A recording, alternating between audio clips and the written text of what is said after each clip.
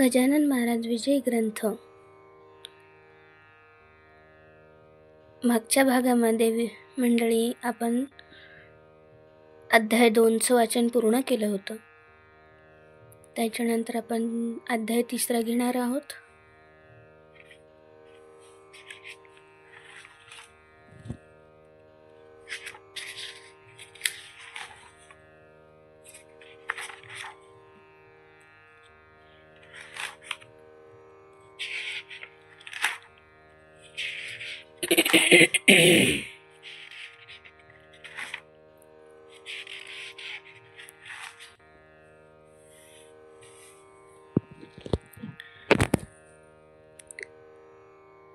श्री गजानन विजय ग्रंथातला अध्याय 3. अध्याय वाचायला सुरुवात करण्याआधी आमच्या चॅनलला लाईक करा, शेअर करा, सबस्क्राईब करा आणि कमेंट्समध्ये गणगण गणात भोते लिहून पाठवा. गणगण गणात भोते. चला तर मग आता अध्यायाला सुरुवात करूया.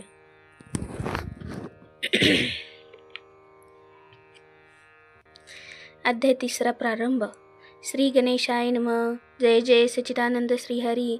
कृपा करावी लवकरी, तुम्ही पदनताच्या वारी, कधी न कठोर झालात. तू करुणेचा सागर, तू दीनजनांचे माहेर, तू भक्त असी साचार, कल्पतरू वा चिंतामणी.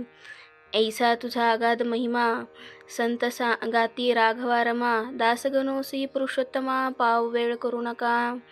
असो बंकट लाला घरी, राहते झाले साक्षात्कारी.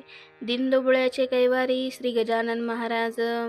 लांब लांबोनी भक्ते येती, समर्थांते वंदिती. मधु तेथे माशा जमती, न लगे करणे आमंत्रण. एके दिनी काय झाले ते आता सांगतो वहिले. महाराज होते वेसले निजासनी आनंदात. ती प्रभातीची होती वेळा, प्राची प्राता ताम्र झाला. पक्षी किलकिलाटा करू लागले वृक्षावर. कुक्कुटाचे ती होती सन, मंद शीत वाहे पवन. वृद्ध करती नामस्मरण, शय्येवरी बैसोनिया. उद्या चले नारायण, येऊ पाहे हर्षे करून. तिने तम पलायन करू लागला कदरीसी. परम भाविक सुवासिनी, रथसरडा सम्मार्जन. ही वत्सधेनू पाहुनी, तोडू लागली चरहाटे. ऐशा त्या रम्य वेळेस एक साधू शेगावास, येता झाला दर्शनास श्री गजानन साधूंच्या. तो भिकार गोसावी, मान्यता त्याची राहावी. कोठोनिया सांगावी बरवी, श्रीमंताच्या मंडळीत. भगवी चिंदी डोक्यास, झोळी वाम बगलेस. होती एक नेसण्यास, फाटकीसी रंगोटी. मृगाजीनांचा गुंडाळा, पाठीवरी होता भला. ऐसा गोसावी बैसला, कोपऱ्यात एकीकडे. दर्शनासी भीड फार, होऊ लागली साचार. अशा स्थितीत मिळणार सवड कशी त्या गोसाव्यास. तो ठाईच बेसून करू लागला चिंतन. म्हणे समर्थाची चरण, दृष्टी पडणे कठीण मला. समर्थाचा लौकिक भला, मी काशीत ऐकला. आवडीने नवस केला भांग स्वामीस अर्पिण्याचा. तो मम हेतू मनात जिरून जाया आहे येथ. या श्रीमान मंडळीत माझ्या नवसास कोण पुसे. गांजाचे नाव काढिता, लोक मजला देती लाथा. मी तो आलो फेडण्याकरिता, नवस गांजाचा शेगावी. माझ्या नवसाची ती मात, सांगू तरी कौनाप्रत. येथे एकही ना दिसत, प्रेमी या शांभवीचा.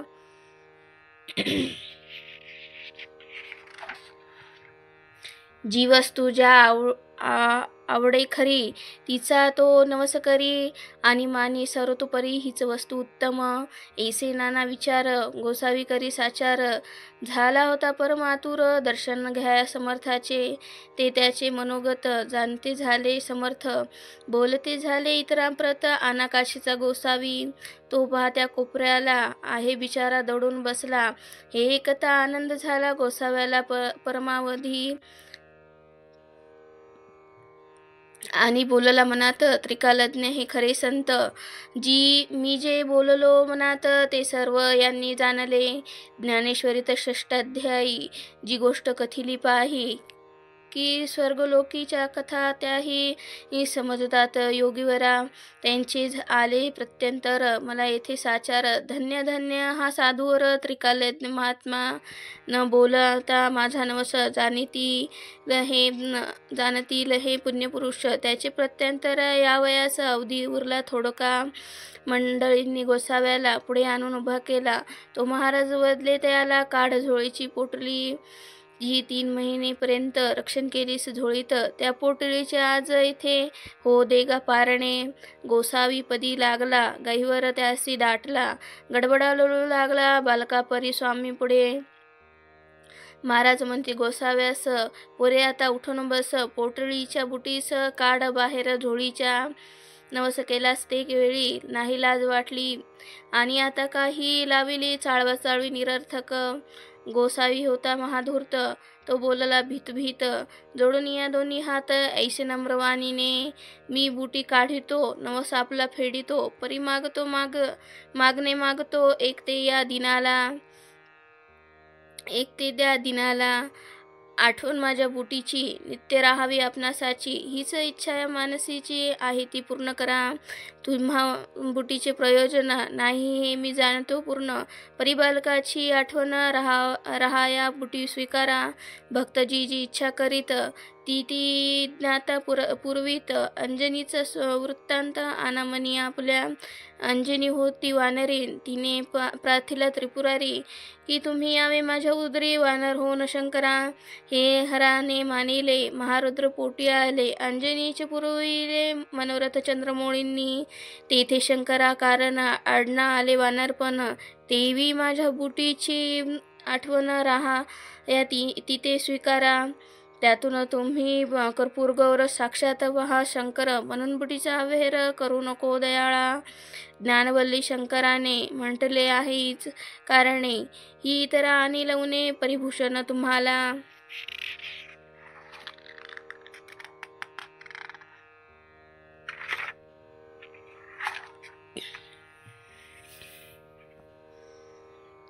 महाराज किंचित घोटाळले, परी अखेर होय म्हणाले. मायेपूर्वी बाळक लळे, वेडे वाकुडे असले जरी. गोसाव्याने बुटी काढली, हातावरी घेऊन धुतली, चिलमीत घालून पाजिली. पुण्यपुरुषा गजानना ऐसा बुटीचा वृत्तांत कथिला असे कारणासहित, तो आणून ध्यानात विचार करणे प्रत्येकी. काही दिवस राहून गेला गोसावी निघून, आपणा धन्य मानून रामेश्वराकारणे. ऐसी गजानना ही ऐसी गांजाची पडली प्रथा, ते ठाई तत्वता परिव्यसनाधीनता नच आदी समर्थाते. पदपत्राची ये परी ते अलिप्त होते निर्धारी, नये कोणास त्याची सरी खरेच अति थोरते.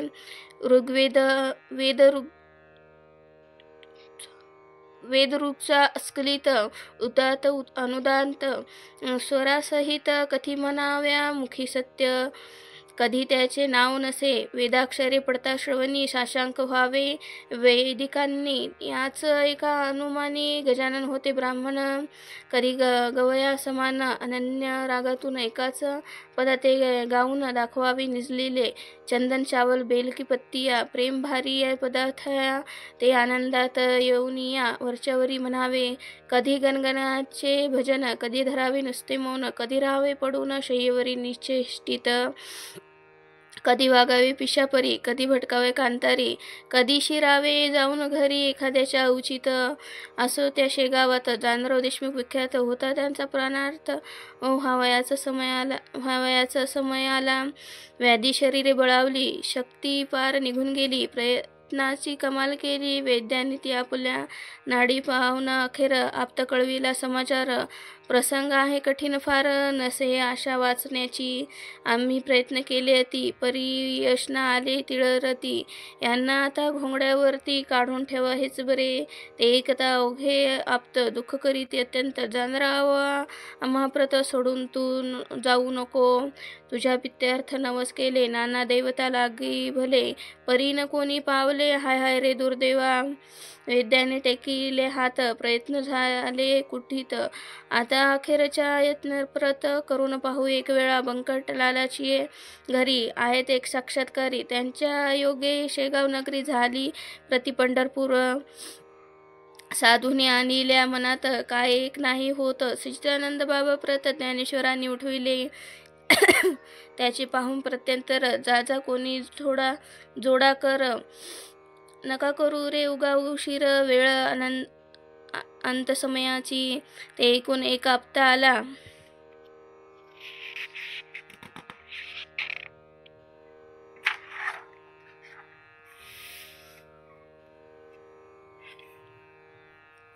बंकट सदनाप्रत जानरावाची हकीकत बंकटलाला कथन केली. जानराव देशमुखाचा समय अंतकाळाचा आला आहे जवळीसाचा, म्हणून आलो तुम्हाकडे. महाराजाचे चरण तीर्थ द्या कृपा करोनी मजप्रत. ते तीर्थ नोहे अमृत होईल वाटे जानरावा. बंकटलाला म्हणे त्यावरी ही गोष्ट न माझ्या करी. तुम्ही करावी अत्यादरी विनवणी आपल्या आमुच्या वडिलाला. जैसे त्याने सुचविले तैसे आपती तात्काळ केले. भवानी रामा विनविले घ्याया तीर्थ समर्थाचे. भवानी राम सज्जन होताना मनाचा दयाळू पूर्ण. दुसऱ्याचे दुःख ऐकून सज्जनतेच विवळ होती. प्याल्यामध्ये भरून पाणी समर्थाच्या लाविले चरणी आणि केली विनवणी. तीर्थ देतो जानरावा. समर्थे तुकविले मान. तीर्थ पाजिले नेऊन जानरावा. कारण घर घशाची बंद झाली. हात हलवू लागला. किंचित डोळा उघडिला. उतार पडू लागला तीर्थ प्रभावे देशमुखासी. तो पाहता प्रकार आनंदले नारीनर. सत्पुरुषाचा अधिकार आला कळून सर्वांसी. मग औषधी बंद केली. तीर्थी बिस्त ठेविली. ज्या योगे लाभती झाली आरोग्य जानरावा. 8 दिवसा माझारी जानराव झाला पहिल्या परी. भवानी रामाची ये घरी आला दर्शन समर्थाच्या. पहा संतांचे चरणतीर्थ साधनात झाले अमृत. संत न ते साक्षात देव कलियुगाचे. येथे एक ऐसी शंका उत्थान पावे सहज देखा. श्री गजानन सारिखा संत होता शेगावी. मग होतो तेथे असताना गेले न पाहिजे कोणी जाना. यमाची पंथाची या सदना. परी हाच आहे कुतर्क. संत मृत्यूना टाळीती निसर्गाप्रमाणे वागती. परी संकटाते वारिती आगंतुक असल्यास ते. सच्चिदानंद बाबासी ज्ञानेशी उठवले नेवाशासी. परी ते अखेरी आळंदीसी देह ठेविते झाले हो. याचे रहस्य इतकेची आहे. हे गंडातर टाळीते पाहे. ते टाळणे काहीच नव्हे अशक्य. संत पुरुषाला मृत्यूचे 3 प्रकार आहेत जगी साचार. त्याची नावे क्रमवार देतो तुम्हा सांग कारणे. आध्यात्मिक, अधिभौतिक आणि तिसरा तो आधिदैविक. त्या तिघा माझी बलिष्ठ देख आध्यात्मिक मृत्यू असे. अधिभौतिकाची तयारी कुपथ्याने होते खरी. नाना प्रकारचे शरीरी व्याधी निर्माण होतात. त्यांचा जोर झाल्यावर मृत्यू तो अखेर. त्या मृत्यूचा परिहार करिता येतो औषधीने. मात्र औषधी देणारा शास्त्रज्ञ असला पाहिजे. पुरा औषधीचा पसारा आहे अवगत जयासी.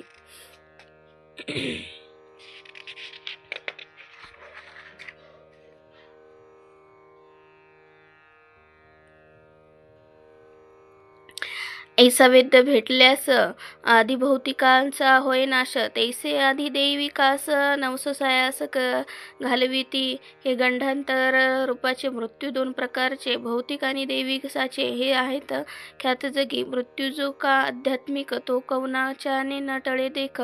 अर्जुनाचा बालक कृष्णासमक्ष पडला रणी. तैसा जानरावाचा मृत्यू गंडांतर स्वरूपाचा होता तो टाळीला साचा.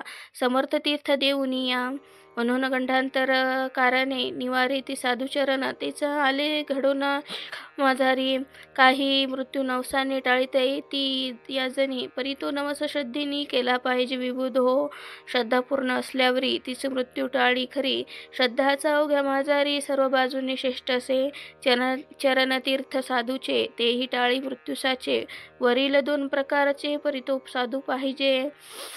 साधू असल्या वेशधारी, ऐसी न होय गोष्ट खरी, माती न होय कस्तुरी, हे ध्यानी असू द्या. षडविकार धुतल्या विना अंगी साधुत्व येईना, आणि साधुविन होईना अघटित कृत्य केव्हाही. म्हणून बहुरूप्या कारणा जपणे आहे अवश्य जाण, उगीच पाहून पिवळेपण सोने पितळे समानू नका. गजानन होते वेशधारी, ते पूर्ण साक्षात्कारी, म्हणून तीर्थाने झाली बरी व्याधी जानरावांची.